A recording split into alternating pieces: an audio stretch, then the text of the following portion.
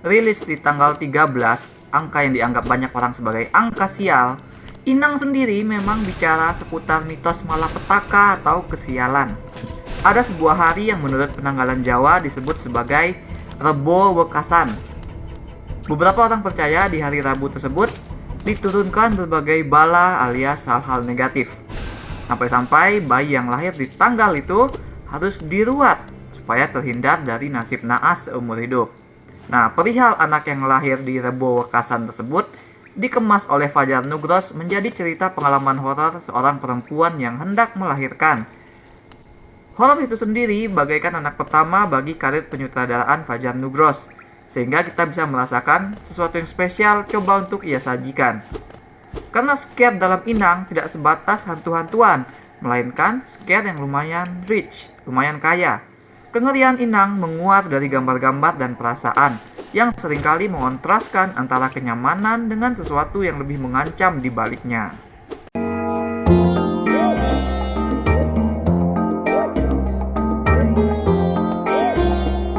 Inang memang bercerita terbaik saat membahas persoalan Wulan, perempuan yang diambang melahirkan bayi seorang diri karena lakinya nggak mau tanggung jawab. Masalahnya Wulan ini bukan orang yang ekonominya stabil, dia cuma kasir supermarket. Jadi Wulan benar-benar mencemaskan nasib bayinya. Jadi alih-alih aborsi, langkah terakhir Wulan adalah ikut program ibu asuh yang dia temukan di Facebook. Disitulah Wulan dipertemukan dengan pasangan suami istri tua yang manis dan sangat perhatian, yang bukan saja bersedia mengadopsi bayi, tapi juga merawat dan membantu proses Wulan melahirkan di rumah mereka yang sangat berkecukupan. Wulan boleh saja merasa aman dan sangat nyaman di sana, tapi mendadak dia mulai dihantui mimpi buruk. Ada sesuatu yang aneh pada pasangan suami istri tersebut.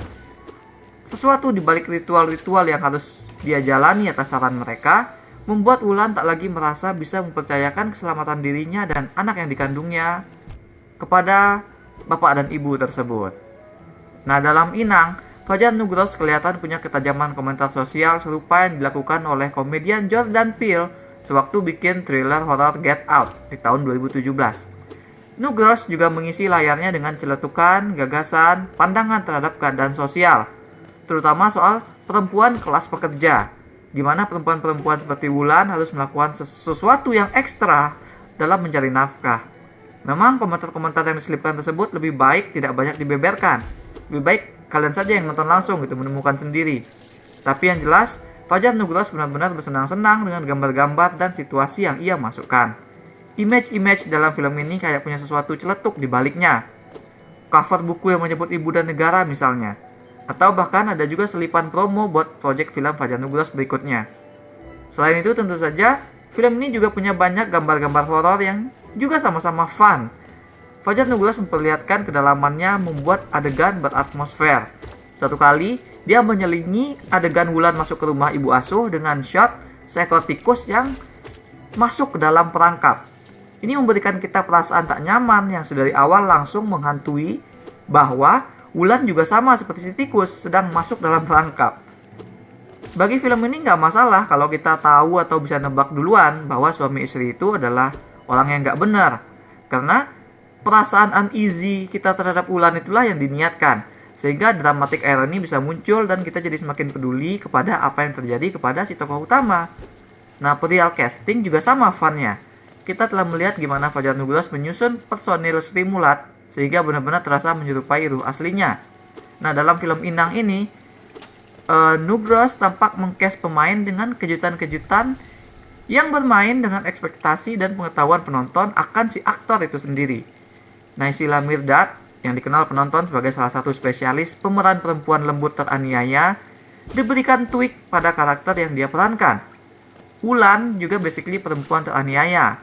Dia kekurangan duit, dia berusaha dimanfaatkan oleh lelaki, hingga juga dia terjebak ke situasi yang mengerikan oleh perangkap orang yang tampaknya baik. Nah, belum lagi dia ini seluruh durasi dihabiskannya dengan begitu vulnerable sebagai orang hamil. Nah, tapi Wulan bukan karakter yang lembut. Ini mulutnya kasar banget sebenarnya.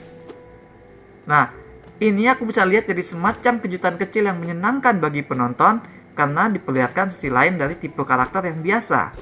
Naysila sendiri juga tampak have fun bermain sebagai Wulan.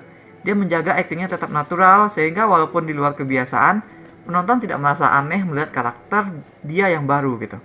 Also, Fajar Nugros juga mengcast ibu asli Naysila, Lydia Kandau, sebagai ibu asuh yang tampak baik tapi punya maksud gelap terselubung. Ini juga memberikan lapisan familiar tersendiri terhadap kesan kita saat menonton. Nah, kesan itu paralel dengan tema dalam cerita bahwa film ini seperti rumah asuh bagi Wulan, menyambut kita dengan hangat, menindakbobokkan kita dalam sense of familiarity, seperti Wulan yang merasa nyaman, terlena dalam sesuatu yang menurutnya aman. Nah, kemudian barulah horor dan kengerian yang perlahan tapi pasti menerjang.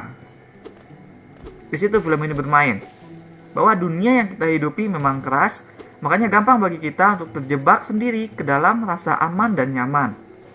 Bahkan film ini juga nunjukin bahwa ritual yang dilakukan oleh suami dan istri itu adalah bentuk dari false security, yaitu orang tua yang takut anaknya ketiban sial, jadi mereka menciptakan zona aman tersendiri. Nah, terutama film ini memang ngasih kayak lihat kontras antara bahwa kasarnya lapisan bawah ternyata jauh lebih baik, karena setidaknya orang-orang di jalanan yang vulgar, yang tampak barbar, mereka ini lebih jujur gitu, lebih tampil apa adanya, ketimbang lapisan atas, higher power, yang seperti menawarkan hal yang lebih baik tapi punya maksud yang lebih buruk dibalik segala kemanisan tersebut. Tema narasi tentang perempuan hamil yang berurusan dengan pasangan tua yang tampak terlalu ramah ke jabang bayinya memang lantas mengingatkan kita kepada salah satu horor masterpiece Roman Polanski, Rosemary's Baby, tahun 1968. Sialnya, bagi Inang, standar itu berarti cukup tinggi di set oleh Rosemary Baby. Perbandingan dengan Rosemary's Baby jadi mengungkap banyak kelemahan pada naskah film Inang, terutama dari segi eksplorasi. Rosemary's Baby bercerita tentang perempuan hamil mendapat perlakuan manis dari tetangganya, benar-benar menyelam ke dalam psikologis karakter utama tersebut. Si Rosemary dibikin bingung dan curiga kepada gelagat baik tetangganya, dan konflik itu digali dari kecurigaan Rosemary tertantang oleh orang-orang sekitar yang justru menganggap dirinya yang nggak stabil secara mental gitu. Sampai ke titik dia sendiri percaya bahwa dialah yang senewen, bukan tetangganya yang jahat gitu kan. Nah, film Inang nggak punya semua itu. Karena sedari awal kita sudah dikasih momen dramatis Wulan masuk ke rumah orang jahat, maka misteri yang ada hanyalah soal apa yang sebenarnya terjadi di rumah tersebut, sejahat apa mereka gitu. Dan film ini nggak benar-benar melakukan banyak terhadap bagaimana misteri di sana akhirnya terungkap. Adegan mimpi banyak digunakan untuk memantik suasana horor. Dan kita semua tahu adegan mimpi dalam horor atau thriller merupakan aspek yang tricky untuk dilakukan. Mimpi jadi bagus saat digunakan untuk menggambarkan psikologis yang mendera karakter. Horornya bisa jadi sangat surreal dan benar-benar disturbing. Film Inang, seperti yang telah aku sebut, punya imageries yang kualitasnya top. Ada makhluk creepy juga yang sempat dimunculkan dalam mimpi Wulan gitu kan. Jadi selama memang digunakan untuk memvisualkan ketidaknyamanan atau kecurigaan Wulan yang kian membesar, adegan mimpi film ini bekerja dengan efektif. Hanya saja, selain itu film juga membuat adegan-adegan mimpi yang memperlihatkan Wulan ketemu sama korban-korban ritual sebelum dirinya. Dan ini karena tidak disebut alasannya kenapa bisa Wulan melihat mereka, apakah mereka itu hantu yang memang menampakkan diri ke Wulan atau semacamnya. Tidak pernah ditekankan bahwa memang ada hantu yang minta tolong gitu kan. Maka adegan-adegan mimpi yang melibatkan hantu korban itu jadi hanya berupa seperti cara gampang film meletakkan eksposisi. Ini tidak lagi jadi menambah buat film, karena malah meminimalkan kerjaan Wulan. Dia hanya disuapi info lewat mimpi. Dan kemudian lebih lanjut lagi, film mengkerdilkan peran perempuan yang setup dan perjuangannya sudah bagus tadi itu menjadi seorang damsel in distress semata.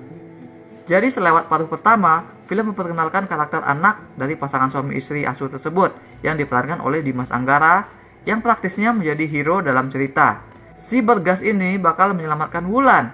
Cerita berubah menjadi tentang dirinya yang berkonfrontasi dengan apa yang dilakukan oleh orang tuanya selama ini. Dia juga harus berdamai dengan siapa dirinya. Wulan dengan segala permasalahan perempuannya jadi tersingkirkan sebentar. Jadi hanya sebagai orang yang diselamatkan.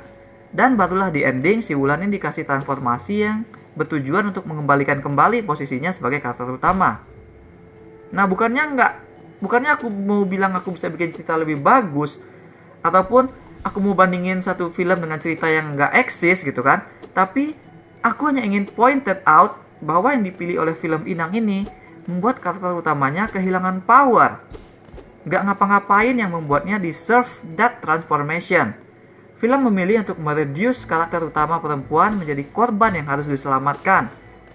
Aku hanya ingin menyebut bahwa narasi Inang nggak mesti mentok seperti demikian.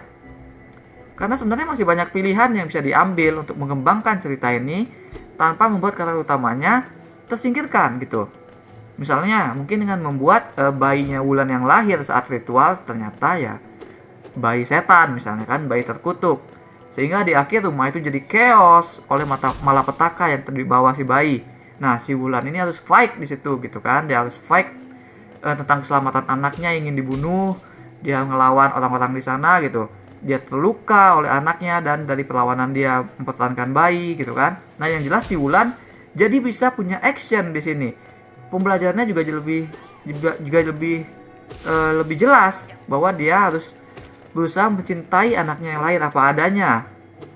Sehingga nanti di terakhir ditransformasi dia menjadi ibu pembunuh demi anaknya bisa jadi lebih dramatis dan lebih well earned gitu. Jadi sebenarnya masih ada cara untuk membuat Wulan ini nggak ketinggalan action dan tetap kuat sebagai tokoh utama.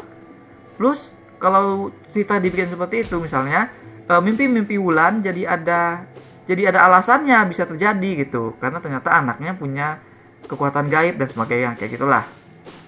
Cerita tentang perempuan yang mengusahakan kelahiran bayinya di tengah kesulitan duniawi yang menghimpit hingga akhirnya terjebak ke dalam bujuk rayu ritual sesat sesungguhnya adalah materi horror thriller yang demikian dramatis.